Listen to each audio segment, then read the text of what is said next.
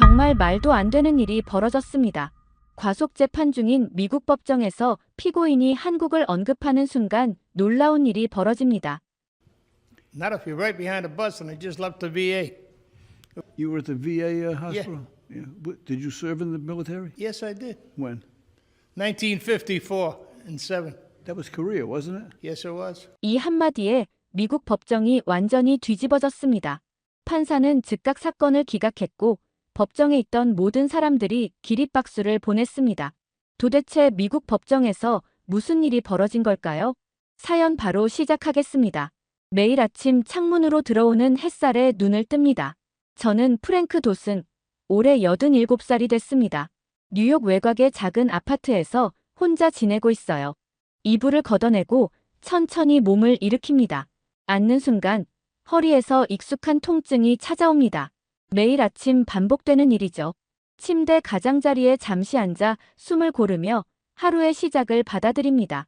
낡은 슬리퍼를 발에 끼우고 조심스럽게 일어납니다.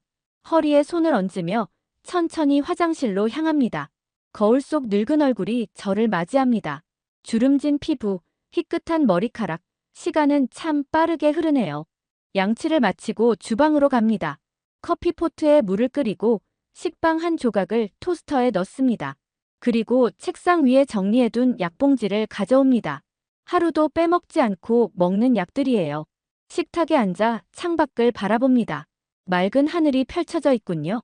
이런 날이면 문득 그때가 생각납니다. 60년도 더 전, 강원도의 추운 겨울, 지금처럼 맑은 하늘이었을까요? 거실 벽에 걸린 액자를 바라봅니다. 군복을 입고 당당하게 서 있는 젊은 시절의 제 모습이에요. 옆에는 함께 복무했던 전우들이 있습니다. 모두 어디서 지내고 있을까요? 아직 살아있는 사람이 몇이나 될까요? 책상으로 가서 오늘 진료 예약증을 확인합니다. VA 병원, 오전 10시. 흐릿한 글씨가 눈에 잘 들어오지 않아 돋보기를 꺼냅니다. 날짜와 시간을 다시 확인하고 메모장에 적어둡니다. 이제 옷을 갈아입을 시간입니다. 옷장에서 깔끔한 셔츠와 바지를 꺼냅니다. 외출할 때는 항상 단정하게 입는 습관이 있어요. 군대에서 배운 규율이 아직도 몸에 배어있나 봅니다. 셔츠 단추를 채우면서 문득 허리가 아파옵니다. 잠시 멈춰 숨을 고르죠.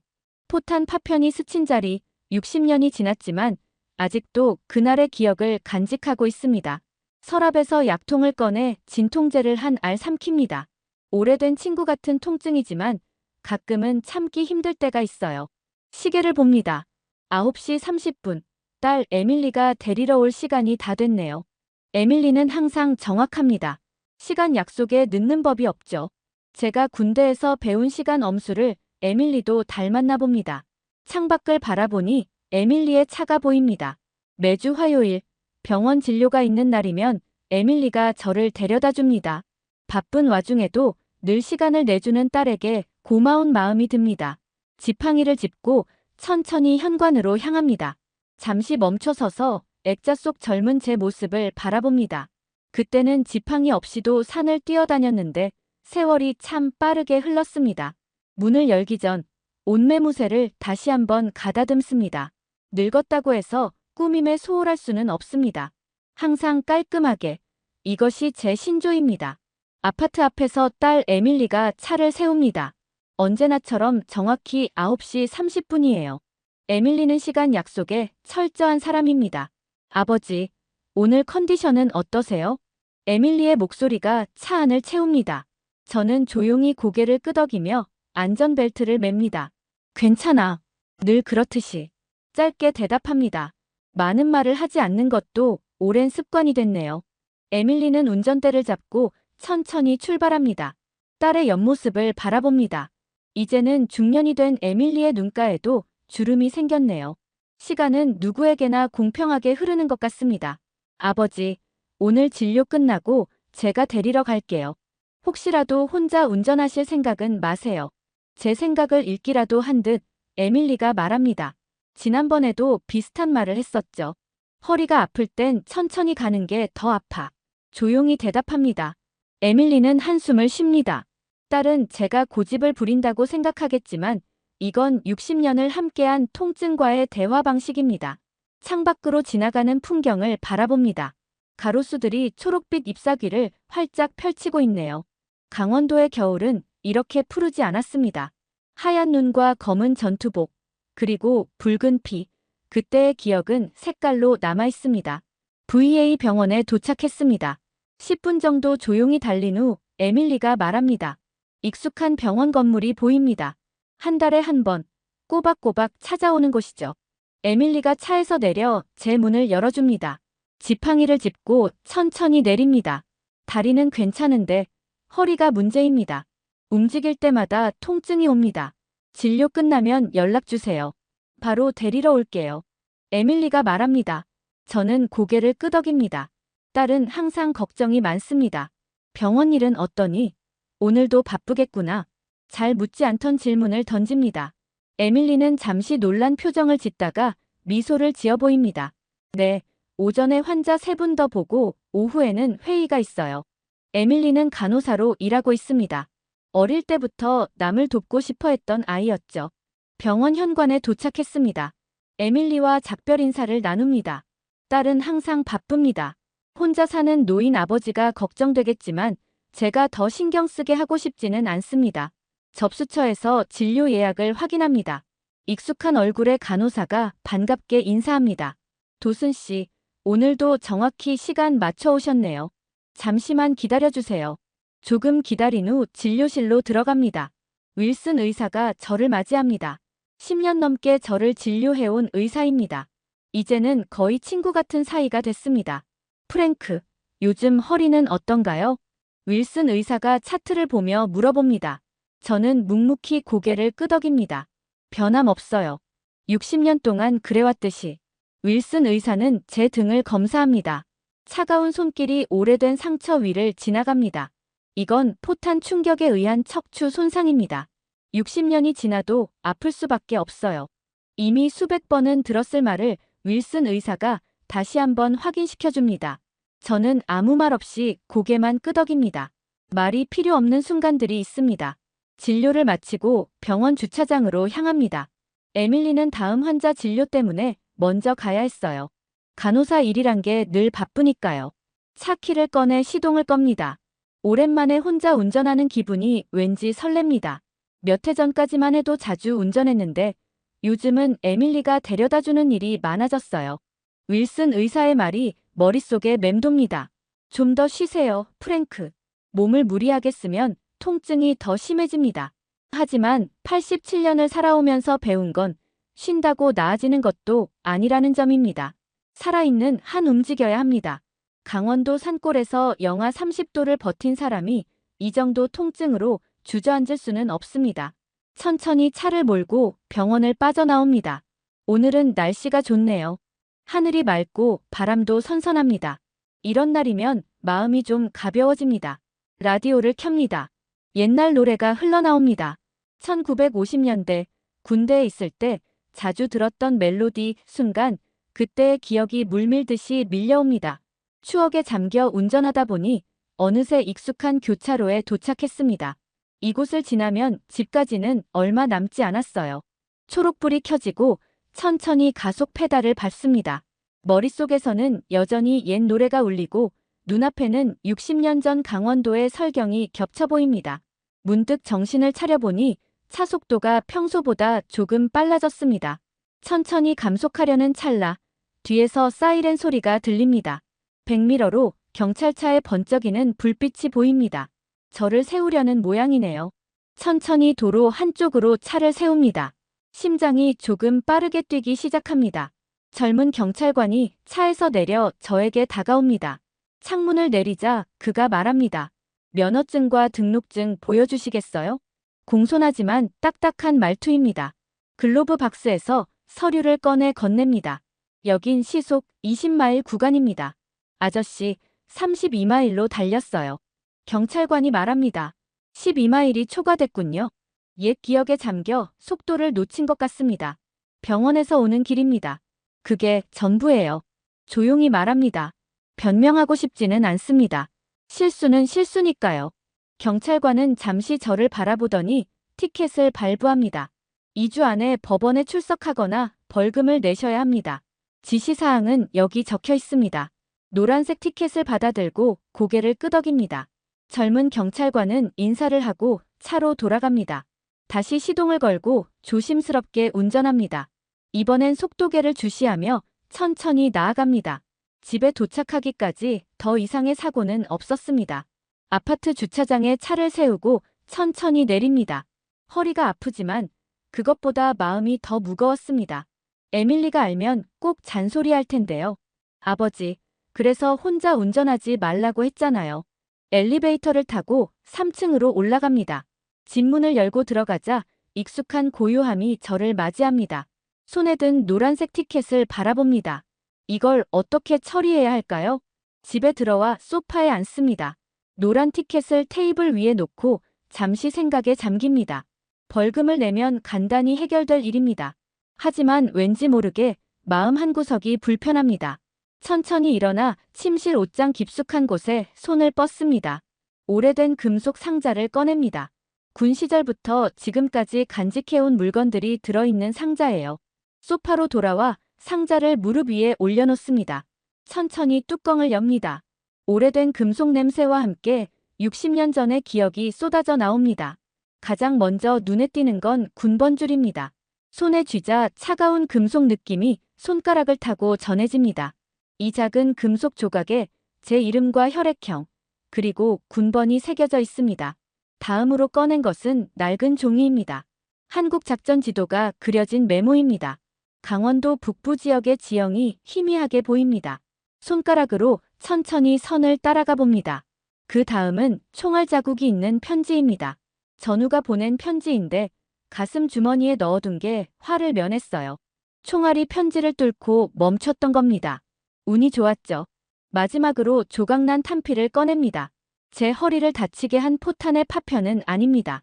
첫 전투에서 주운 탄피를 기념으로 간직한 것이죠. 이 물건들을 하나하나 만지며 그날의 기억을 더듬어 봅니다. 저는 그날을 잊은 적 없었습니다. 하지만 말한 적도 없었습니다. 에밀리에게도 그 누구에게도요. 1955년 겨울 강원도 북부에서의 일들이 선명하게 떠오릅니다. 통신병으로 복무하던 시절, 영하 30도의 추위 속에서 버티던 나날들, 그리고 그날의 포탄 소리. 아버지, 갑자기 들려오는 목소리에 흠칫 놀랍니다. 에밀리가 현관에 서 있습니다. 제가 문을 잠그는 것을 깜빡했나 봅니다. 에밀리, 병원은 어떻게 됐어? 급하게 상자를 덮습니다. 에밀리는 이 상자의 내용물을 본 적이 없습니다. 보여주고 싶지 않았어요. 제가 일찍 끝내고 아버지 데리러 병원에 갔었어요. 근데 벌써 나오셨더라고요.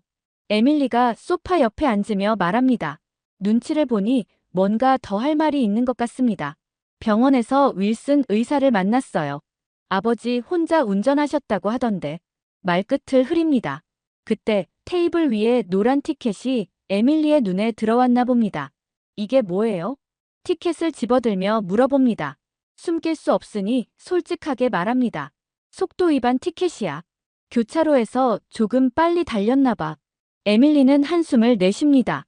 실망한 표정이 역력합니다. 그냥 벌금 내고 끝내요, 아버지. 이런 걸로 재판까지 가는 거 괜히 스트레스 받잖아요. 에밀리는 항상 실용적입니다. 맞는 말이죠. 벌금 내고 끝내면 간단할 테니까요. 하지만 저는 조용히 웃으며 말합니다. 그냥 벌금 내기엔 내 허리가 좀 억울해서 말이지. 에밀리는 이해하지 못하는 표정을 짓습니다. 당연하죠. 제가 한 번도 말해주지 않았으니까요. 아버지, 대체 무슨 말씀이세요? 에밀리가 물어봅니다. 하지만 저는 더 이상 설명하지 않습니다. 지금은 때가 아닙니다. 모든 이야기를 다 꺼내기엔 아직 마음의 준비가 되지 않았어요. 걱정하지 마. 내가 알아서 처리할게. 짧게 대답하고 상자를 다시 들어 옷장으로 향합니다. 에밀리의 시선이 등 뒤로 느껴집니다. 오래된 상자를 다시 옷장 깊숙이 넣어둡니다. 아직은 아무에게도 보여주고 싶지 않은 기억들입니다. 하지만 언젠가는 말해야 할지도 모르겠네요. 재판 당일 아침, 평소보다 일찍 일어났습니다. 잠을 설쳤거든요.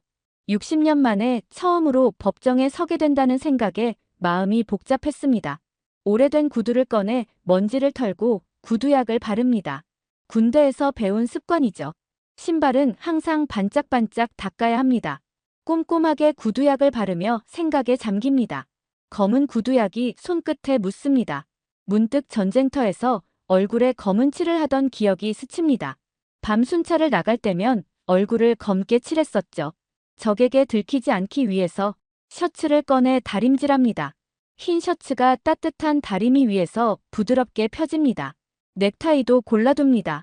진한 남색, 에밀리가 몇 해 전 생일에 선물해준 것입니다. 거울 앞에 서서 넥타이를 맵니다. 손이 조금 떨리네요. 거울 속 제 모습이 낯설게 느껴집니다. 이제는 주름진 노인의 얼굴이지만 눈빛만은 그때 그대로입니다. 준비를 마치고 시계를 봅니다. 아직 시간이 충분히 있네요. 천천히 거실로 나와 소파에 앉습니다. 작은 메모지를 꺼내 몇 가지 생각을 적어둡니다. 오늘 재판에서 꼭 말해야 할 것들, 하지만 어디서부터 시작해야 할지 모르겠습니다. 60년 동안 침묵했던 이야기를 어떻게 풀어야 할까요? 현관 초인종이 울립니다. 아직 에밀리가 올 시간은 아닌데 문을 열자 에밀리가 서 있습니다. 평소보다 일찍 왔네요. 아버지, 제가 오늘 같이 갈게요. 에밀리가 말합니다. 제게 선택권을 주지 않는 듯한 말투입니다. 괜찮아. 난 혼자 갈 수 있어. 고개를 젓습니다. 에밀리는 제 차림새를 바라봅니다. 단정하게 차려입은 모습에 잠시 말을 잃었나 봅니다. 아버지, 정말 법정에 가실 생각이세요? 그냥 벌금 내시면. 말끝을 흐립니다. 제 결심이 돌이킬 수 없다는 걸 알았기 때문일 겁니다. 넌 몰라도 돼. 난 혼자 다녀올 수 있어. 짧게 대답하고 지팡이를 집어듭니다. 에밀리는 한숨을 내쉽니다. 알겠어요. 하지만 제가 데려다 드릴게요. 최소한 그 정도는 해야겠어요. 고집이 센 딸입니다. 더 이상 거절하는 건 의미 없을 것 같네요. 그래. 한마디로 수락합니다. 에밀리의 표정이 조금 밝아집니다. 차 안에서 우리는 별다른 대화 없이 10분을 달렸습니다. 창밖으로 지나가는 풍경을 바라보며 마음의 준비를 합니다. 법원 앞에 도착했습니다. 이곳은 처음이네요. 딱딱한 분위기의 건물이 위압감을 줍니다. 몇 시에 끝날 것 같으세요? 제가 데리러 올게요. 에밀리가 물어봅니다. 저는 고개를 저으며 대답합니다. 괜찮아. 끝나면 택시 타고 갈게. 에밀리는 더 이상 고집을 부리지 않습니다. 대신 걱정스러운 눈빛으로 저를 바라봅니다. 조심하세요, 아버지. 짧게 인사를 나누고 법원 건물로 향합니다. 뒤를 돌아보니 에밀리는 여전히 그 자리에 서서 저를 지켜보고 있습니다. 법원 안으로 들어서니 조용한 분위기가 감돕니다. 안내 데스크에서 방향을 물어본 후 3층으로 올라갑니다. 법정 앞 의자에 앉아 차례를 기다립니다. 주변에는 저처럼 재판을 기다리는 사람들이 몇몇 있습니다. 다들 긴장한 표정이네요. 이름이 불리고 법정 안으로 들어섭니다. 가슴이 조금 빠르게 뛰기 시작합니다. 단상 위에는 판사석이 있고 양쪽으로 검사와 변호사 자리가 보입니다. 방청석을 한번 둘러봅니다. 사람들 사이에서 익숙한 얼굴이 보입니다. 에밀리가 맨 뒷자리에 조용히 앉아 있네요. 몰래 따라온 모양입니다. 법정에 들어서자 특유의 엄숙함이 저를 감쌉니다. 판사 케일러가 입장하고 모두 일어섭니다. 저도 지팡이의 의지에 천천히 자리에서 일어납니다. 사건 번호 2348 속도 위반 사건을 시작하겠습니다. 서기가 사건을 호명합니다. 검사 홀리가 자리에서 일어납니다. 피고인 프랭크 도스는 지난 2월 15일 시속 20마일 제한 구역에서 32마일로 주행했습니다. 이는 명백한 속도 위반입니다. 홀리 검사의 목소리는 딱딱하고 규칙적입니다. 법 조항을 하나하나 언급하며 위반 사항을 짚어나갑니다. 병원 진료 여부와 상관없이 법은 평등해야 합니다. 고령이라는 이유로 예외를 두는 것은 공정하지 않습니다. 검사의 말이 끝나고 판사가 저를 바라봅니다. 도슨 씨, 하실 말씀 있으신가요? 판사의 목소리는 부드럽지만 권위가 느껴집니다. 천천히 자리에서 일어섭니다. 진료를 마치고 돌아오는 길이었습니다. 먼저 짧게 말합니다. 그리고 잠시 숨을 고르며 60년간 가슴에 묻어둔 이야기를 꺼내기 시작합니다. 한국전에서 허리를 다쳤습니다. 순간 법정이 조용해집니다. 케일러 판사의 표정이 미묘하게 변합니다. 포탄 파편이 등뼈를 스쳤고 그날 이후 허리를 펴본 적이 없습니다. 떨리는 목소리로 계속 이야기합니다. 법정 안의 공기가 무거워집니다. 한국전, 참전하신 겁니까? 판사의 목소리가 조금 달라졌습니다. 더 이상 공식적인 톤이 아닙니다. 천천히 고개를 끄덕입니다. 네. 1955년 강원도 북부에서 근무했습니다. 겨울이 너무 추웠고 적의 포탄은 생각보다 가까이 날아왔습니다. 갑자기 60년 전의 기억이 눈앞에 생생하게 펼쳐집니다. 그 순간으로 돌아간 듯한 느낌이 듭니다. 추운 겨울날 통신선을 점검하러 나갔습니다. 눈이 많이 내려서 시야가 좋지 않았어요. 목소리가 조금 떨립니다. 평생 이야기를 나누지 않았던 기억들이 한꺼번에 쏟아져 나옵니다. 갑자기 포탄이 날아왔습니다. 주변 동료들이 쓰러졌고 저도 파편에 맞았습니다. 법정은 완전히 조용해졌습니다. 방청석에서 에밀리의 얼굴을 흘낏 봅니다. 눈에 눈물이 고여있네요. 딸은 이런 이야기를 처음 듣습니다. 의무대에서 응급처치를 받았지만 파편을 완전히 제거하지 못했습니다. 그 후로 허리가 완전히 펴지지 않았습니다. 잠시 말을 멈추고 숨을 고릅니다. 오래된 기억을 꺼내는 일은 생각보다 고통스럽습니다. 제 동료 중 몇몇은 돌아오지 못했습니다. 저는 운이 좋았던 거죠. 이야기를 마치고 다시 자리에 앉습니다. 법정 안에는 무거운 침묵이 감돕니다. 케일러 판사는 잠시 생각에 잠긴 듯 말이 없습니다. 그러다 천천히 입을 엽니다. 저희 가족도 누군가를 전쟁에 보냈습니다. 돌아오지 못했죠. 판사의 목소리가 조금 떨립니다. 개인적인 이야기를 법정에서 꺼내는 건 흔치 않은 일일 텐데요. 하지만 이렇게 돌아와 살아있는 이야기를 들려주는 분은 처음입니다. 케일러 판사의 눈에 감정이 스칩니다. 법정의 모든 사람들이 저를 바라보고 있습니다. 홀리 검사도 표정이 달라졌습니다. 고개를 약간 숙이고 서류를 바라보는 모습이 예전과는 다릅니다. 방청석에서는 에밀리가 조용히 눈물을 닦는 모습이 보입니다. 제가 평생 간직해온 비밀을 딸은 이렇게 법정에서 처음 듣게 되었네요.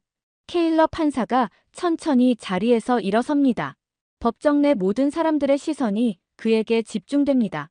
프랭크 도슨 씨. 판사가 제 이름을 부릅니다. 그의 목소리에는 이전과 다른 무게가 실려 있습니다.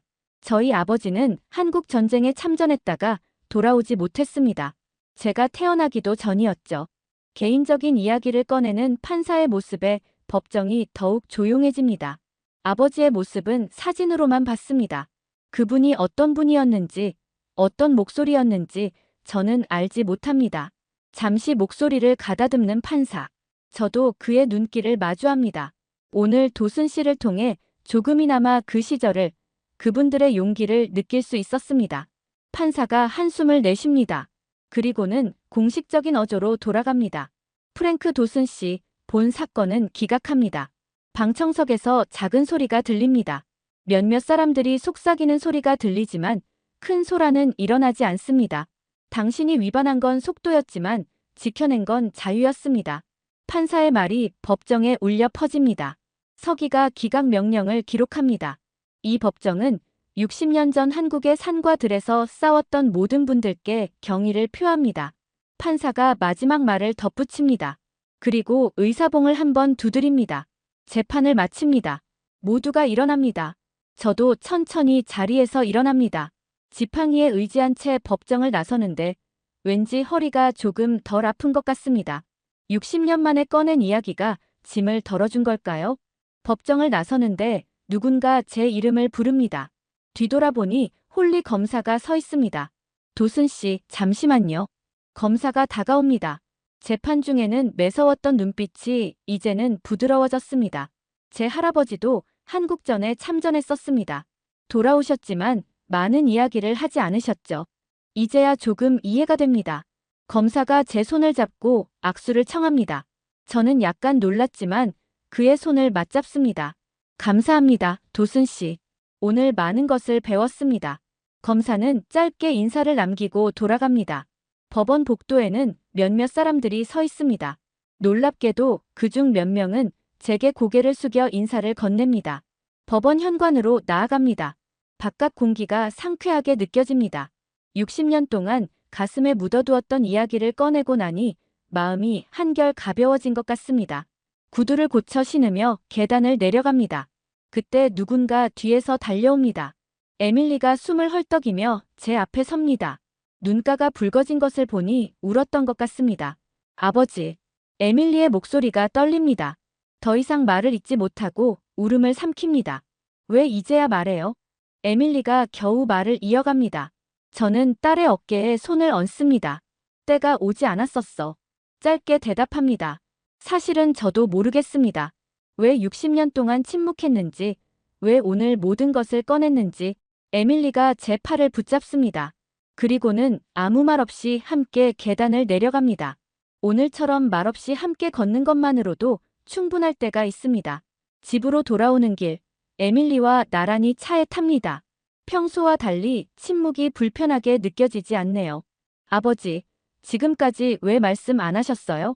한참 만에 에밀리가 조심스럽게 물어봅니다. 창밖을 바라보며 대답합니다. 내가 기억할 필요는 없었으니까. 난 내가 걱정 없이 살길 바랐거든. 에밀리는 잠시 생각에 잠깁니다. 운전대를 꽉 쥐고 있는 딸의 손이 하얗게 변합니다. 그런데 오늘은 왜 말씀하셨어요? 벌금 내시면 될 일인데. 질문이 이어집니다. 솔직히 저도 정확한 이유를 모르겠습니다. 다만 느낌이 있었을 뿐이죠. 가끔은 이야기가 나올 때가 있어. 오늘이 그런 날이었나 봐. 차는 천천히 주택가를 지나갑니다. 익숙한 풍경이 창밖으로 스쳐 지나갑니다. 할아버지 세대분들은 전쟁에 대해 많이 말씀 안 하시더라고요. 저희 병원에도 참전 용사분들 많이 오시는데. 에밀리가 말합니다. 간호사로 일하다 보니 저 같은 노인들을 많이 만나겠지요. 말해봤자 이해할 수 없는 일들이 많았어. 그리고 말을 잠시 멈춥니다. 어떻게 설명해야 할지 모르겠습니다. 그리고 우리가 겪은 일들을 이야기하면 너희들까지 그 짐을 함께 지게 될까봐 걱정됐어. 에밀리의 눈에 눈물이 고입니다. 천천히 차를 갓길에 세웁니다. 아버지, 그 모든 걸 혼자 간직하고 계셨다니. 에밀리가 제 손을 꼭 잡습니다. 오래된 손, 굳은 살이 박인 손. 이 손으로 많은 일을 해왔습니다. 괜찮아. 내 몫이었으니까. 에밀리는 고개를 저으며 말합니다. 이제는 아니에요. 제가 함께 할게요. 아버지의 이야기, 더 듣고 싶어요. 집에 도착해 거실로 들어섭니다. 에밀리는 차 한 잔을 준비하며 말합니다. 아버지, 그 상자, 다시 볼 수 있을까요? 침실로 가서 상자를 가져옵니다. 소파에 앉아 에밀리와 함께 상자를 엽니다. 이건 내 군번줄이야. 차가운 금속 조각을 에밀리에게 건넵니다. 딸은 조심스럽게 받아들고 새겨진 글자를 읽습니다. 그리고 이건 작전지도. 우리가 있던 곳이야. 낡은 종이를 펼치며 손가락으로 위치를 가리킵니다. 강원도 북부의 험준한 산악지대가 흐릿하게 보입니다. 여기서 많은 전우들을 잃었어. 목소리가 잠시 떨립니다. 오랫동안 묻어두었던 기억이 다시 생생하게 떠오릅니다. 그리고 이건 내 목숨을 구한 편지야. 총알 자국이 있는 편지를 보여줍니다. 에밀리의 눈이 커집니다. 이걸 주머니에 넣고 있었는데 총알이 여기서 멈췄어. 운이 좋았지. 에밀리는 조심스럽게 편지를 만져봅니다. 60년 전의 순간을 담고 있는 종이 한 장. 마지막으로 이건 첫 전투에서 주운 탄피야. 기념으로 간직했지. 조각난 탄피를 보여줍니다. 에밀리는 말없이 바라봅니다. 아버지, 한국에서는 어떠셨어요? 한국 사람들이 어땠는지 궁금해요. 에밀리가 조심스럽게 물어봅니다. 저는 잠시 생각에 잠깁니다. 힘든 시간이었지만 한국 사람들은 놀라웠어. 그 전쟁 속에서도 희망을 잃지 않았거든. 기억 속에서 한국 아이들의 얼굴이 떠오릅니다. 하루하루 살아가기 위해 노력하던 보통 사람들의 모습도요. 그리고 지금 봐. 그 작은 나라가 세계적인 국가가 됐잖아. 우리가 지켜낸 자유가 헛되지 않았다는 걸 느낄 수 있어. 소파에서 일어나 벽에 걸린 액자로 향합니다. 군복을 입은 젊은 시절의 제 모습과 전우들이 찍힌 사진. 손수건으로 액자의 먼지를 닦으며 말합니다. 이 사진 속 친구들 중 몇몇은 돌아오지 못했어. 우리는 그저 같은 시대를 살았을 뿐인데 누군가는 돌아오고 누군가는 그곳에 남았지. 에밀리가 다가와 제 옆에 섭니다. 사진 속 젊은 얼굴들을 함께 바라봅니다. 아버지, 정말 감사합니다. 오늘 말씀해 주셔서요. 그리고 그때 거기 계셔 주셔서요. 에밀리의 목소리가 떨립니다. 저는 고개를 끄덕입니다. 창밖으로 석양이 지기 시작합니다. 붉은 빛이 방 안으로 들어옵니다. 우리가 걷는 이 평화는 많은 사람들의 희생 위에 서 있는 거야. 우리는 그저 조용히 살아왔지. 목소리 없이, 외치지 않고. 액자를 다시 벽에 걸며 말합니다. 하지만 잊지 않는 것도 중요해. 지나간 일이라고 해서 의미가 없어지는 건 아니니까. 에밀리는 제 손을 꼭 잡습니다. 그리고 처음으로 제 허리를 조심스럽게 안아줍니다. 앞으로는 더 많은 이야기 들려주세요. 제가 기억할게요. 그리고 제 아이들에게도 들려줄게요. 창밖의 붉은 하늘을 바라봅니다. 오늘따라 유난히 아름다운 저녁놀이 펼쳐지네요. 60년 동안 펴지 않았던 허리가 오늘은 조금 덜 아픈 것 같습니다. 말로는 설명할 수 없는 평화가 마음에 찾아옵니다. 아마도 이것이 진정한 치유의 시작일지도 모르겠습니다. 믿을 수 없는 일이 벌어졌습니다. 미국 고속도로에서 한 차량이 하늘로 솟구쳤습니다. 차가 공중에서 회전하며 도로 위로 떨어졌는데 운전자가 멀쩡히 걸어 나온 겁니다. 그런데 이 놀라운 사고의 배경에는 우리나라의 자랑스러운 기술력이 숨겨져 있었습니다. 수많은 미국인들이 경악한 이 사건은 한 사람의 완고한 편견을 완전히 바꿔놓았다고 하는데요. 대체 무슨 일이 있었던 걸까요? 오늘 사연은 이 사건을 직접 목격한 마이클 벤틀리 씨의 이야기입니다. 사연 시작 전 좋아요와 구독 눌러주시면 콘텐츠 제작에 큰 힘이 됩니다. 저는 조지아주 애틀랜타 외곽에서 화물 운전을 하는 마이클 벤틀리입니다. 38살, 전직 해병대 출신이라 차를 고를 때도 늘 튼튼한 놈만 찾았어요. 미국 브랜드에 대한 자부심도 꽤 강했습니다. 미국의 정신은 우리 차에 담겨 있어요. 그걸 외국차로 바꾸는 건 애국심을 버리는 거나 다름없죠. 솔직히 말해서 아시아차, 특히 한국차에 대해선 안 좋은 편견이 있었죠. 디자인만 요란하고 정작 사고 나면 박살나는 차라는 생각이었습니다. 우리 집 차고에는 10년 된 미국산 SUV가 자리를 지키고 있어요. 낡았지만 단단하고 믿음직한 제 오랜 동반자였죠. 저는 매일 아침 그 차를 쓰다듬으며 말했어요. 이런 게 진짜 차지. 그날도 평소처럼 아내와 아침을 먹고 있었습니다. 13살 딸 에밀리가 핸드폰을 들이밀며 말했죠. 아빠, 이거 봐요. 이 전기차 너무 예쁘지 않아요? 화면에는 유선형 디자인의 한국산 전기차가 보였습니다. 저는 입에 넣던 토스트를 씹으며 대꾸했어요. 내가 자라서 차를 살 때는 아빠가 제대로 된 미국 차를 골라줄게. 그런 위험한 차는 생각도 하지 마. 그건 그냥 번쩍거리는 깡통이야. 에밀리의 얼굴이 실망으로 가득 찼지만 저는 별 신경 쓰지 않았죠. 아빠는 왜 항상 그래요? 요즘은 한국 차도 정말 좋다고요. 저는 커피를 마시며 웃었습니다. 내가 뭘 안다고 그래. 실제 도로에서 20년 넘게 달려본 사람이 말하는 거야. 아내는 한숨을 쉬며 딸의 어깨를 토닥였죠. 에밀리, 아빠는 약간 고집이세. 이해해줘. 저는 그날도 여느 때와 같이 트럭 열쇠를 집어들었습니다. 난 미국에서 태어났고 미국 차가 최고야. 그게 내 신념이야. 출근길, 라디오에서는 새로운 수입차 모델에 관한 뉴스가 흘러나왔어요. 한 달 동안 미국에서 가장 많이 팔린 차종이 한국산 전기차라는 이야기였죠. 저는 코웃음을 치며 채널을 돌렸습니다. 허세 부리는 사람들 많네. 회사에 도착해 트럭에 올라탔어요. 오늘도 애틀랜타 외곽 고속도로를 달리며 화물을 배송하는 일상이 시작되었죠. 동료들과 인사를 나누며 어제 본 자동차 광고 이야기가 나왔습니다. 마이크, 요즘 한국차 광고 봤어? 기술이 미쳤다더라. 저는 고개를 절레절레 흔들었어요. 말도 안 돼. 우리 미국 브랜드가 최고지. 미국 차는 100년의 역사와 전통이 있어요. 몇십 년 된 한국이 어떻게 따라잡겠어? 한국 사람들은 차를 만들기보다 모방하는 게 특기인 것 같아요. 핸들 아래에 붙어있는 작은 스티커가 눈에 들어왔습니다. 미국산 제품이 최고. 저는 그 스티커를 엄지로 쓰다듬으며 미소 지었어요. 이게 진짜지. 해병대 시절 동료와 함께 타던 차량이 생각났습니다.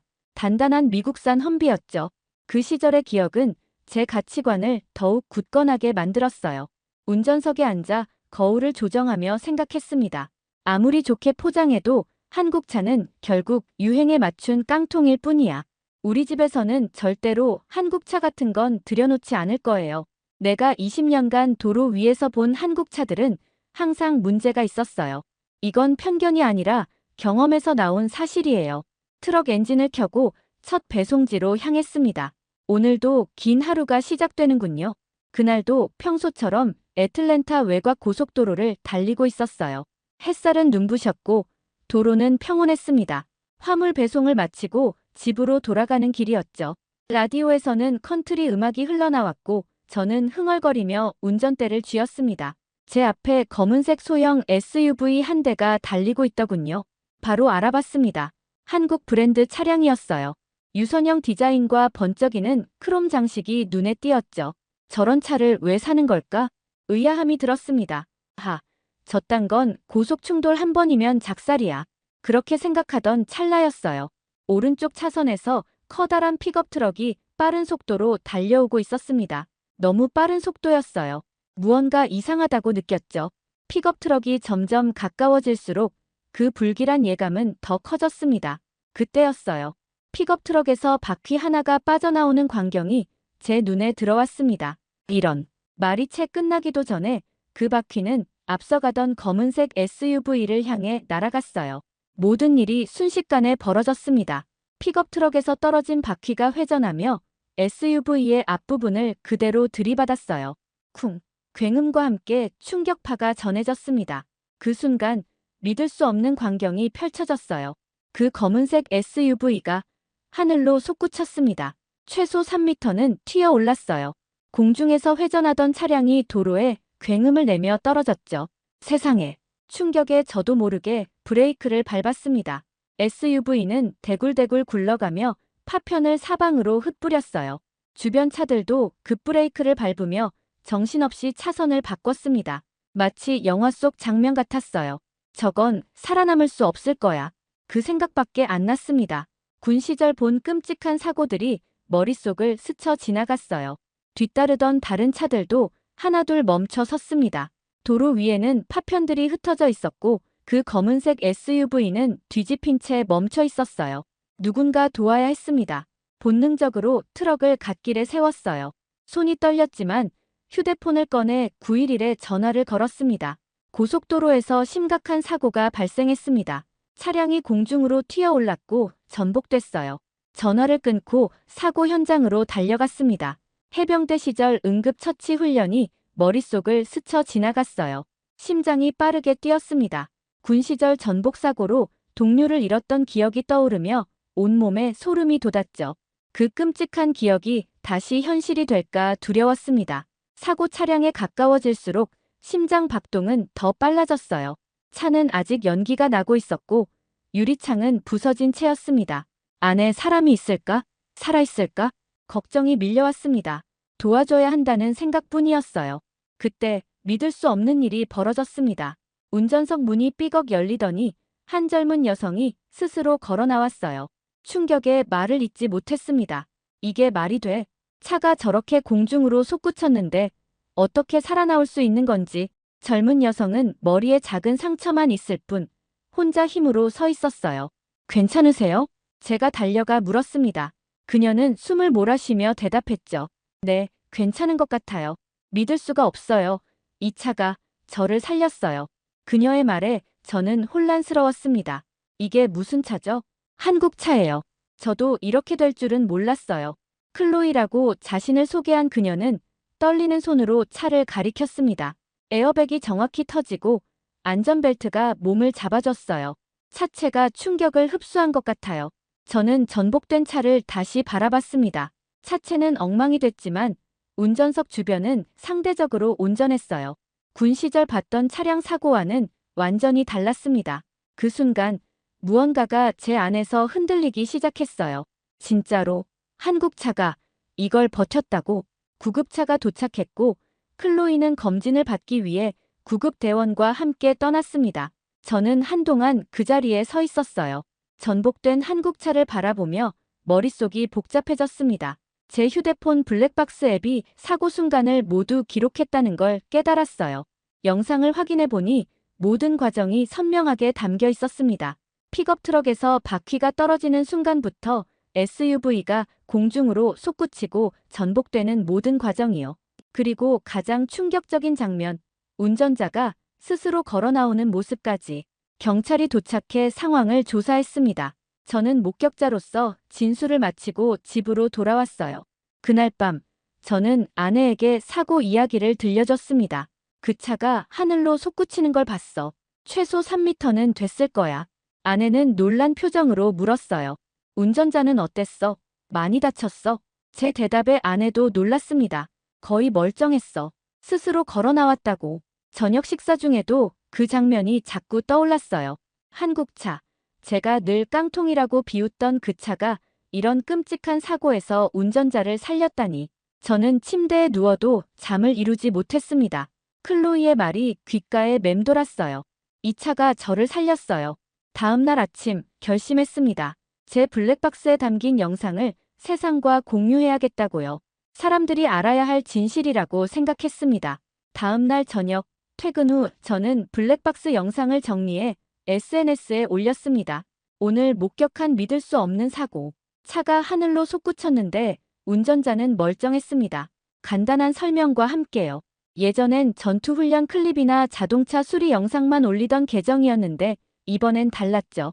팔로워가 몇백 명 정도인 소소한 계정이라 큰 반응은 없을 거라 생각했어요. 하지만 다음 날 아침 휴대폰이 쉴 새 없이 울렸습니다. 영상이 순식간에 수십만 뷰를 기록했고 댓글이 폭주하고 있었어요. 이게 뭐지? 놀라서 SNS를 열어보니 믿을 수 없는 광경이 펼쳐졌습니다. 제 영상이 여러 자동차 커뮤니티와 뉴스 사이트에 공유되고 있었어요. 댓글들이 쏟아졌습니다.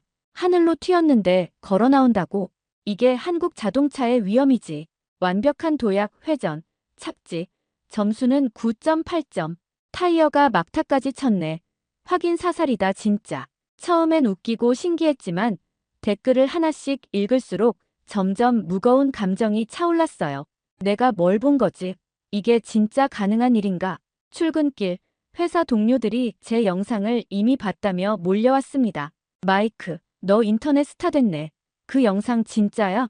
응, 내 눈으로 직접 봤어. 점심시간, 영상 조회수는 100만을 넘어섰고 여러 나라 언어로 댓글이 달리고 있었어요. 특히 한국인들의 반응이 뜨거웠습니다. 우리나라 기술력 자랑스럽다. 안전을 최우선으로 생각하는 한국 자동차. 이런 극한 상황에서도 생존할 수 있게 설계했다니. 한 댓글이 특히 눈에 띄었어요. 저 검은색 SUV는 한국에서 가장 엄격한 안전 기준으로 만들어진 모델입니다. 저 회사는 실제 사고 데이터를 바탕으로 차체 구조를 끊임없이 개선해왔죠. 저는 이 모든 반응에 압도되었습니다. 그리고 제가 얼마나 깊은 편견에 사로잡혀 있었는지 깨닫기 시작했어요. 나는 내가 알고 있다고 생각했지만 그날 저녁 지역 뉴스에서도 이 사고를 다뤘습니다. 기자가 제게 연락을 해왔어요. 인터뷰 요청이었습니다. 사고를 목격한 트럭 운전사로서 어떤 생각이 드셨나요? 카메라 앞에서 말했습니다. 솔직히 말하면 저는 한국차에 대한 편견이 있었어요. 하지만 이번 사고를 보고 생각이 바뀌고 있습니다. 인터뷰 영상도 빠르게 퍼져나갔어요. 두 번째 날 조회수는 1000만을 넘었고 국제 뉴스에서도 다루기 시작했습니다. 모든 일이 너무 빠르게 진행되었어요. 저는 그저 진실을 공유했을 뿐인데 이렇게 큰 반응이 올 줄은 몰랐습니다. 밤에 문득 깨달았어요. 이 모든 관심은 제가 아닌 그 순간을 버텨낸 기술에 향하고 있다는 걸요. 며칠 후 고속도로 순찰대의 공식 발표가 나왔습니다. 사고 원인은 픽업 트럭의 휠너트 파손, 즉 미국산 부품 결함이었죠. 장기간 유지 보수가 제대로 이루어지지 않아 휠너트가 마모되었고 결국 고속주행 중 바퀴가 분리된 것이었습니다. 그리고 충돌을 정면으로 맞은 SUV. 그 차는 제가 늘 비웃던 한국 브랜드 소형 SUV였어요.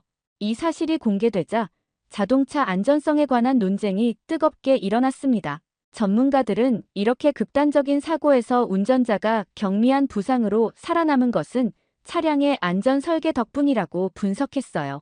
충격 흡수 구조와 첨단 에어백 시스템이 운전자를 보호했습니다. 자동차 안전성 평가 기관의 대변인은 인터뷰에서 이렇게 말했죠. 이 모델은 우리 충돌 테스트에서 최고 등급을 받았습니다. 실제 사고에서도 그 안전성이 증명된 셈이죠.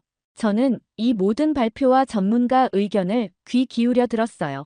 솔직히 혼란스러웠습니다. 그 말들을 믿고 싶지 않았거든요. 미국 차만 최고라고 굳게 믿어왔던 제 신념이 흔들리고 있었으니까요. 하지만 믿을 수밖에 없었습니다. 직접 눈으로 봤으니까요. 그날 저녁 클로이에게서 연락이 왔습니다. 그녀는 퇴원해 집에서 회복 중이었어요. 당신 덕분에 빨리 도움을 받을 수 있었어요. 정말 감사해요. 클로이는 병원 검사 결과 경미한 타박상과 긁힌 상처만 있을 뿐 심각한 부상은 없다고 했습니다. 의사 선생님도 놀라셨대요. 이런 사고에서 이 정도 부상만으로 살아남은 건 기적이라고요. 클로이는 말을 이었어요. 하지만 제가 생각하기엔 기적이 아니라 기술이에요. 이 차가 저를 살렸어요. 그녀의 말이 가슴에 와 닿았습니다. 제가 늘 깡통이라고 비웃던 그 차가 한 사람의 생명을 지켜냈다는 사실이요. 통화를 마친 후 저는 차고로 나갔습니다. 10년 된 미국산 SUV를 바라보며 생각에 잠겼어요. 내가 정말 알고 있었던 걸까? 그 순간 아내가 옆에 다가왔습니다. 무슨 생각 중이야? 저는 솔직하게 말했어요. 내가 틀렸던 것 같아. 한국 차에 대해서. 아내는 미소 지으며 제 어깨를 토닥였습니다. 사람은 누구나 틀릴 수 있어. 중요한 건 새로운 사실을 받아들일 수 있는 마음이지. 그날 밤 저는 오랜만에 컴퓨터를 켜고 한국 자동차 회사들에 대해 검색했어요. 그들의 역사, 기술 개발 과정, 안전에 대한 철학까지 깊이 알아봤습니다. 놀라운 사실들이 많았어요. 한국 자동차 회사들이 얼마나 빠르게 성장했는지, 안전 기술에 얼마나 투자했는지, 세계 시장에서 어떤 평가를 받고 있는지 새벽까지 자료를 읽다 보니 점점 더 제 편견이 얼마나 깊었는지 깨닫게 되었습니다. 다음 날 출근길, 도로 위 차들을 새로운 시선으로 바라봤어요. 브랜드가 아닌 각 차의 기술과 디자인을 보게 되었습니다. 동료들과 사고 이야기를 나누면서도 달라진 제 관점을 느꼈어요. 그 한국 차는 정말 대단했어. 그런 충격에도 운전자를 보호했으니까. 동료 중 한 명이 말했습니다. 너 미국 차만 고집하던 사람 아니었어? 갑자기 한국 차 찬양하네. 저는 솔직하게 대답했어요. 사실을 인정할 줄 알아야지. 내 눈으로 직접 본 거니까.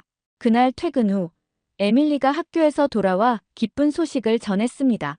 아빠, 우리 학교 친구들이 아빠 영상 다 봤대요. 아빠가 유명인이 됐어요. 저는 웃으며 에밀리를 안아줬어요. 그건 아빠가 아니라 그 차가 유명해진 거야. 에밀리는 호기심 어린 눈으로 물었습니다. 아빠, 이제 한국 차에 대해 어떻게 생각해요? 저는 잠시 생각하다 대답했어요. 아빠가 많이 배우고 있어. 세상엔 내가 모르는 훌륭한 것들이 많다는 걸. 그로부터 일주일 후 자동차 업계에서는 이 사고를 깊이 분석한 기사들이 쏟아져 나왔습니다. 전문가들은 차량의 안전 구조, 충격 흡수 시스템, 에어백 작동 원리를 상세히 설명했어요. 특히 한국 자동차 회사들이 안전 기술에 얼마나 많은 투자를 해왔는지 조명되었습니다. 이 회사는 지난 10년간 안전 시스템 개발에 수십억 달러를 투자했습니다. 실제 사고 데이터를 수집하고 분석하여 차체 구조를 끊임없이 개선해왔죠. 한 기사에서는 한국 자동차 회사의 안전 테스트 센터를 방문한 내용을 다루었어요. 그들은 다양한 각도와 속도에서 충돌 테스트를 수백 번 반복하며 차량을 개선한다고 했습니다. 저는 이 모든 정보를 읽으며 감탄했어요. 이게 바로 기술의 진보구나. SNS에 올린 영상은 이제 전 세계에서 2천만 뷰를 넘어섰고 각국에서 댓글이 달렸습니다. 특히 한국인들의 자부심 어린 반응이 많았어요. 우리 기술로 만든 차가 생명을 구했다니 자랑스럽습니다. 안전을 최우선으로 생각하는 한국 기업 정신의 승리. 저는 이런 댓글들을 읽으면서 한국인들의 자긍심을 느낄 수 있었습니다. 그들에게 이 영상은 단순한 사고 장면이 아니라 자국 기술의 자부심을 확인하는 증거였던 거죠. 미국 친구들 사이에서도 이야기가 퍼졌습니다. 주말 바비큐 모임에서 동네 사람들이 모두 그 영상을 봤다며 이야기를 꺼냈어요. 마이크, 그 한국차 정말 대단하더라. 나도 다음 차는 한국차 살까 생각 중이야. 10년 넘게 미국 브랜드만 고집하던 이웃의 말에 저는 놀랐습니다. 너까지 그래? 시대가 변하잖아. 좋은 건 인정해야지. 그 대화를 듣고 있던 에밀리가 저에게 다가왔어요. 아빠, 우리도 한국차 한번 시승해 볼까요? 예전에는 즉시 거절했을 질문이었지만 이번에는 달랐습니다. 저는 에밀리의 머리를 쓰다듬으며 웃었어요. 한번 생각해보자. 그날 저녁 클로이에게서 또 연락이 왔습니다. 그녀는 완전히 회복되어 일상으로 돌아갔다고 했어요. 그리고 놀라운 소식을 전했습니다. 제 이야기를 들은 한국 자동차 회사에서 연락이 왔어요. 그들이 저를 한국으로 초대했답니다. 클로이는 흥분된 목소리로 말했습니다. 안전기술 개발 현장을 직접 보여주고 싶대요. 마이클, 당신도 함께 가면 어떨까요? 당신 영상이 아니었다면 이 모든 일이 주목받지 못했을 거예요. 저는 잠시 말을 잇지 못했어요. 한국의 자동차 회사가 저를 초대한다니 생각해 볼게요. 말은 그렇게 했지만 속으로는 이미 궁금증이 가득했습니다. 그 기술이 어떻게 개발되는지, 어떤 사람들이 그 차를 만드는지 직접 보고 싶었어요. 그날 밤 아내와 이 제안에 대해 이야기했습니다. 어떻게 생각해? 내가 한국에 가도 될까? 아내는 미소 지으며 대답했어요. 당연하지. 이건 정말 특별한 기회잖아. 에밀리도 너무 좋아할 거야. 저는 잠시 생각에 잠겼습니다. 제가 미국 밖으로 나간 적은 군 복무 시절 이후로 거의 없었어요. 한국이라는 나라는 이름만 들어봤을 뿐 실제로 가본 적도 그곳 사람들을 만나본 적도 없었습니다. 그런데 이제 그곳에 가서 제가 비웃었던 기술의 탄생지를 직접 볼 기회가 생긴 거죠. 그래, 가보자. 다음 날 클로이에게 수락 의사를 전했습니다. 그리고 회사에 휴가를 신청했어요. 상사는 제 영상을 이미 봤다며 흔쾌히 승낙했습니다. 이런 기회가 어디 있어. 다녀와서 우리한테도 자세히 들려줘. 마음 한 구석에서는 여전히 미국 차에 대한 자부심이 있었지만 이제는 다른 나라의 기술도 인정할 수 있는 마음의 여유가 생겼어요. 결국 중요한 건 브랜드가 아니라 사람의 생명을 지키는 기술이 아닐까? 그날 저녁 에밀리와 함께 한국에 대해 찾아봤습니다. 서울의 모습, 한국의 문화, 음식 등에 대해 읽으며 기대감이 커졌어요. 에밀리는 특히 한국의 음식과 케이팝에 관심을 보였습니다. 아빠, 한국 가면 비빔밥도 먹어봐요. 그리고 방탄소년단 콘서트도 볼 수 있을까요? 저는 웃으며 대답했어요. 천천히, 천천히. 우리는 자동차 공장을 보러 가는 거야. 하지만 저 역시 한국이라는 나라가 점점 더 궁금해졌습니다. 어떻게 그들이 자동차 강국이 되었는지, 그 기술력은 어디서 왔는지. 한국으로 출발하기 전날 에밀리가 다시 한국 자동차 이야기를 꺼냈습니다. 아빠, 나 한국차 사고 싶어요. 진짜 괜찮은 것 같아요. 예전 같았으면 또 무시했겠지만 이번엔 달랐어요. 저는 조용히 노트북을 열었습니다. 그리고 한국 자동차 브랜드 웹사이트에 접속했어요. 사고 차량과 같은 브랜드, 같은 라인업을 찾아봤습니다. 디자인부터 성능, 안전 기능까지 꼼꼼히 살펴봤어요. 와, 아빠가 자발적으로 한국 차를 찾아보다니. 에밀리가 놀란 표정으로 말했습니다. 저는 웃으며 대답했어요. 세상은 변하고 나도 변하는 중이야. 아내도 옆에서 놀란 눈으로 저를 바라봤습니다. 당신이 그렇게 고집세던 미국 차에 대한 생각이. 저는 진지한 표정으로 고개를 끄덕였어요. 안전이 가장 중요하잖아. 우리 가족을 지킬 수 있는 차라면 브랜드는 중요하지 않아. 노트북 화면에 표시된 가격을 보며 에밀리에게 말했습니다. 그래, 시승 신청해보자. 직접 느껴보자. 에밀리의 얼굴에 활짝 웃음이 피어났어요. 정말요? 아빠 최고. 아내는 제 어깨를 토닥이며 미소 지었습니다. 사람은 변할 수 있다는 걸 보여줘서 고마워. 그날 밤 짐을 싸면서 생각했어요. 불과 한 달 전만 해도 저는 한국차를 허약한 깡통이라고 비웃던 사람이었습니다. 그런데 이제는 한국으로 날아가 그 자동차 회사를 방문하고 심지어 가족을 위해 한국차 구매까지 고려하고 있었어요. 인생은 참 예측할 수 없는 것 같았습니다. 다음 날 저희 가족은 애틀랜타 공항에서 클로이와 만났어요. 그녀는 완전히 회복되어 활기찬 모습이었습니다. 이번 여행이 정말 기대돼요. 저를 살린 차가 어떻게 만들어지는지 직접 볼 수 있다니. 클로이의 눈에는 흥분과 감사함이 가득했습니다. 비행기에 오르며 저는 이 모든 일이 어떻게 시작되었는지 다시 한번 생각했어요. 한 번의 사고, 그리고 영상 한 편이 제 인생을 이렇게 바꿔놓을 줄 누가 알았을까요? 15시간의 긴 비행 끝에 인천국제공항에 도착했습니다. 한국 자동차 회사에서 보낸 안내원이 공항에서 저희를 맞이했어요. 벤틀리 씨, 동영상 덕분에 많은 사람들이 우리 차의 안전성을 알게 되었습니다. 정말 감사합니다. 그분의 진심 어린 말에 뭉클한 감정이 차올랐습니다. 서울로 향하는 길, 창밖으로 펼쳐진 풍경이 흥미로웠어요. 문득 할아버지 생각이 났습니다. 저의 할아버지는 한국전쟁 참전 용사였어요. 어린 시절 할아버지께서 보여주신 흑백 사진 속 폐허가 된 서울의 모습이 떠올랐죠. 할아버지가 지키려 했던 나라가 이렇게 발전했구나. 감회가 새로웠습니다. 할아버지는 늘 말씀하셨어요.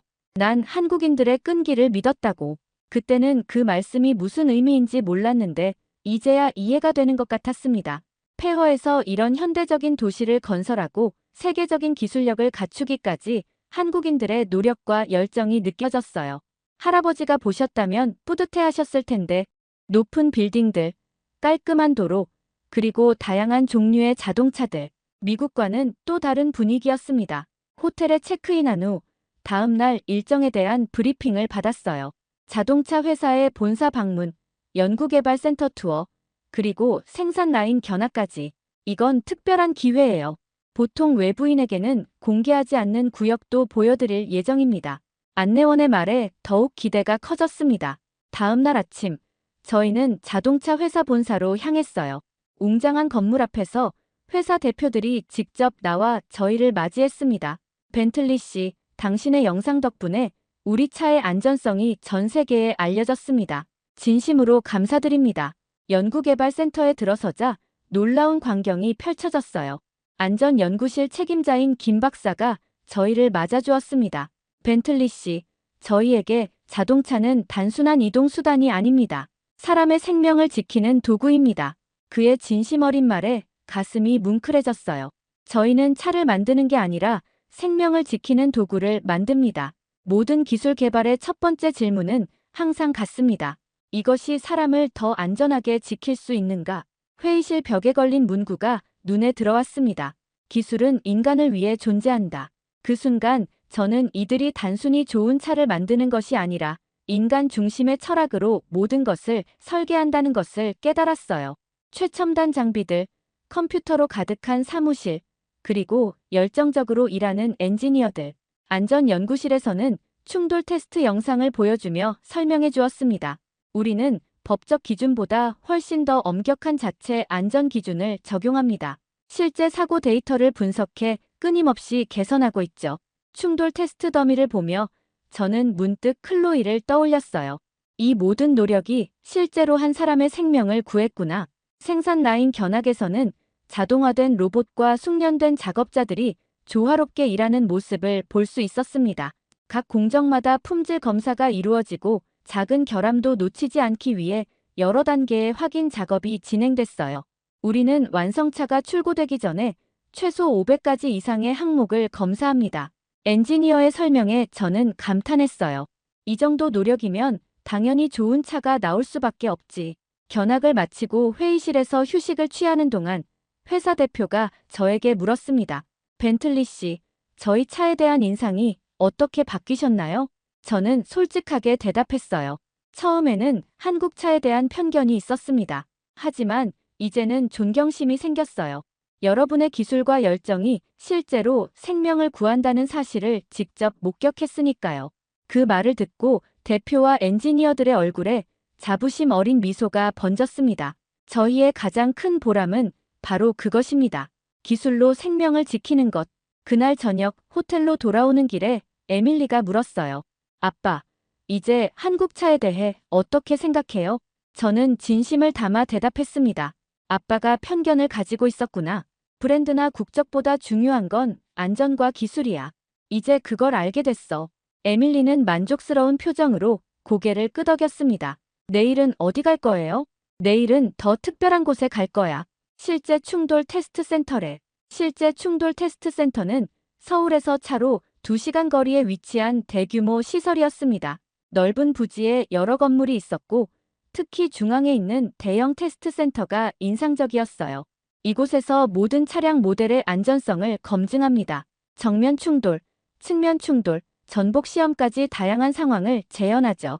안내원의 설명을 들으며 저희는 통제실로 향했습니다.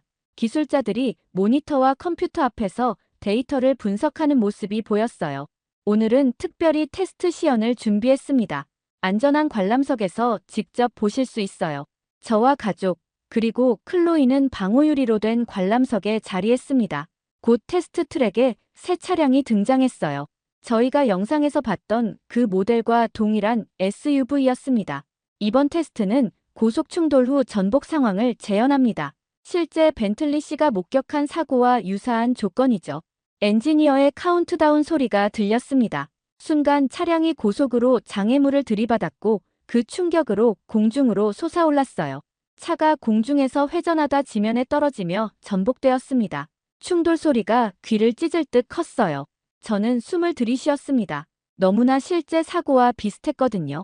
테스트가 끝나고 엔지니어들이 달려나가 차량을 확인했습니다. 그들은 더미에 부착된 센서 데이터를 체크하고 차체의 변형 상태를 조사했어요. 결과를 보세요. 대형 스크린에 데이터가 표시되었습니다. 운전석 주변 생존 공간이 완전히 보존되었습니다. 더미에 기록된 충격은 심각한 부상을 일으킬 수준 이하로 측정되었고요. 클로이의 눈에 눈물이 고였습니다. 이게 제가 살아남을 수 있었던 이유군요. 저도 그 광경을 보며 깊은 생각에 잠겼어요. 내가 얼마나 무지했던 걸까? 점심 식사 시간, 회사 임원들과 이야기를 나누게 되었습니다. 그중 한 분이 제게 물었어요. 미국에서는 아직도 외국 차에 대한 편견이 많나요? 저는 솔직하게 대답했습니다. 네, 있습니다. 저도 그중 하나였고요. 하지만 직접 경험하고 보니 생각이 완전히 바뀌었어요. 그분은 고개를 끄덕이며 말했습니다. 저희도 초창기에는 많은 편견과 싸워야 했습니다. 저가 브랜드, 모방 제품이라는 인식이었죠. 그래서 더 안전하고 더 혁신적인 차를 만들기 위해 노력했습니다. 그 말에 깊이 공감했어요. 결국 중요한 건 선입견이 아니라 사실이군요. 오후에는 차세대 전기차 개발센터를 방문했습니다. 그곳에서 본 미래 모델들은 제가 상상했던 것보다 훨씬 더 진보된 모습이었어요. 자율주행 기술, 새로운 배터리 시스템, 그리고 더욱 강화된 안전 기능들. 에밀리는 전기차 디자인에 완전히 매료되었습니다. 아빠, 저건 정말 우주선 같아요. 우리도 저런 차 살 수 있어요? 저는 웃으며 대답했어요. 곧 미국에서도 출시된대. 그때 한번 시승해보자. 마지막 일정으로 회사 대표와의 만남이 있었습니다. 벤틀리 씨, 저희 회사는 당신의 영상과 증언에 깊이 감사드립니다. 저희가 작은 선물을 준비했습니다. 그분은 작은 상자를 건네주었어요. 식사 자리에서 회사 대표는 저에게 특별한 이야기를 들려주었습니다. 실은 클로이 씨가 탔던 그 차량 모델의 안전 구조를 설계한 수석 엔지니어가 있습니다. 그가 오늘 당신을 만나고 싶어 했어요. 조용히 앉아있던 50대 중반의 남성이 일어나 인사했습니다. 안녕하세요. 저는 정수석 엔지니어입니다. 그는 잠시 말을 고르더니 이야기를 시작했어요. 15년 전, 저는 교통사고로 아내를 잃었습니다. 당시 차량의 안전성이 더 높았다면 그의 목소리가 잠시 떨렸습니다. 그 후 저는 한 가지 목표를 세웠습니다. 어떤 충격에도 운전자를 보호할 수 있는 차를 만들겠다고요. 10년간 수천 번의 테스트와 실패를 거쳐 개발한 것이 바로 클로이 씨가 탔던 그 모델의 안전 구조입니다. 저는 말을 잇지 못했어요. 당신의 영상을 보고 울었습니다. 제가 꿈꿔왔던 것이 실제로 생명을 구했다는 사실에 그 순간 저는 단순한 금속과 엔진의 조합이 아니라 한 인간의 슬픔과 헌신이 만들어낸 결실을 마주하고 있다는 것을 깨달았습니다. 정 엔지니어님, 당신의 노력이 클로이의 생명을 구했습니다. 그리고 저의 편견도 바꿨습니다. 우리는 말없이 서로의 손을 꽉 잡았습니다. 열어보니 특별 제작된 모형 자동차가 들어있었습니다. 클로이의 사고 차량과 똑같은 모델이었죠. 이건 단순한 모형이 아닙니다. 저희 안전기술의 모든 요소가 상세히 표현되어 있어요. 벤틀리 씨 가족에게 저희의 감사함을 전하고 싶습니다. 감동한 저는 말을 잇지 못했어요. 그저 고개를 숙여 감사를 표했습니다. 한국에서의 마지막 날, 저희는 서울 시내를 둘러보았어요. 현대적인 도시 속에서도 전통을 지키는 모습, 빠르게 발전하는 기술 속에서도 사람을 중시하는 문화가 느껴졌습니다. 그날 저녁 호텔방에서 창밖을 바라보며 생각했어요. 나는 미국에서 태어났고 미국의 기술만을 믿어왔다. 하지만 그건 좁은 시야였어. 집으로 돌아가는 비행기 안에서 저는 이번 여행의 의미를 곰곰이 생각했습니다. 단지 한국차를 인정하게 된 것이 아니라 제 안의 편견이 깨진 것이었어요. 그건 차에 대한 것만이 아닌 세상을 바라보는 시각의 변화였습니다. 애틀랜타 공항에 도착한 후 저는 SNS에 새 게시물을 올렸어요. 한국 방문 사진과 함께 짧은 글을 남겼습니다. 그날 난 한국차를 비웃었고 그 차는 생명을 지켜냈다. 이제 나는 자부심을 넘어서 한국차를 존경한다. 그건 단지 자동차가 아니었다. 사람을 지키는 기술이었다. 게시물은 다시 한번 큰 반응을 얻었고 수많은 사람들이 공감의 댓글을 달았습니다. 집에 돌아온 지 일주일 후 저희 가족은 지역 한국차 대리점을 방문했어요. 에밀리가 원하던 전기차 모델의 시승을 예약했죠. 판매사원은 저를 알아보고 반갑게 맞이했습니다. 벤틀리 씨, 영상 봤습니다. 저희 차를 선택해 주셔서 영광입니다. 시승 차량에 올라타며 에밀리가 물었어요. 아빠, 정말로 이 차 살 거예요?